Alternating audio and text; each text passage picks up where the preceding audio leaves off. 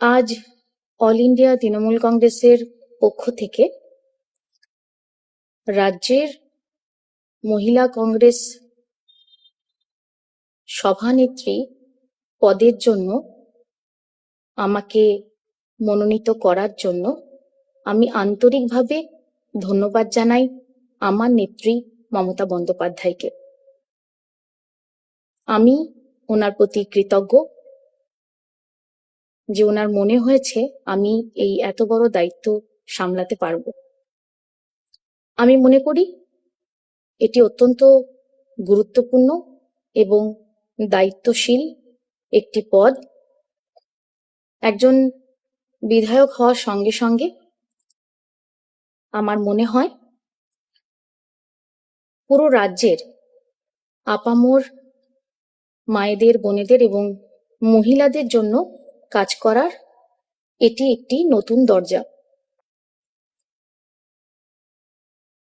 আমি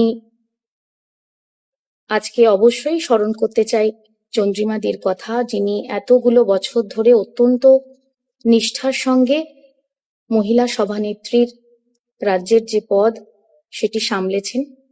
আগামী দিনে অবশ্যই চন্দ্রিমাদির গাইডেন্স নিয়ে আমি পথ চলতে চাই। আমি আহ্বান জানাচ্ছি পশ্চিমবঙ্গের তৃণমূল কংগ্রেসের আমাদের যে মহিলা টিম সকলের প্রতি, আসুন আমরা দলের এই কঠিন সময়ে সকলে একজোট হয়ে হাতে হাত মিলিয়ে মানুষের জন্য কাজ করি এবং আমাদের নেত্রী মমতা বন্দ্যোপাধ্যায়ের হাতকে আরো শক্তিশালী করি। আরো একবার আমি আমার নেত্রী মমতা বন্দ্যোপাধ্যায়কে আন্তরিকভাবে ধন্যবাদ এবং কৃতজ্ঞতা জানাই। আমি সেই সঙ্গে সঙ্গে স্মরণ করছি আমার বিধানসভা কালীগঞ্জ বাসীকে এবং কালীগঞ্জের তৃণমূল কংগ্রেসের সকল কর্মীগণকে।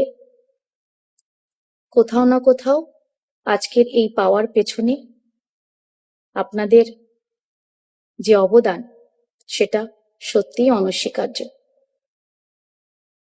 অনেক অনেক ধন্যবাদ। আমি অত্যন্ত নিষ্ঠার সঙ্গে এবং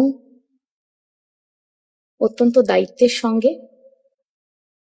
এই গুরু দায়িত্ব পালন করব। ধন্যবাদ।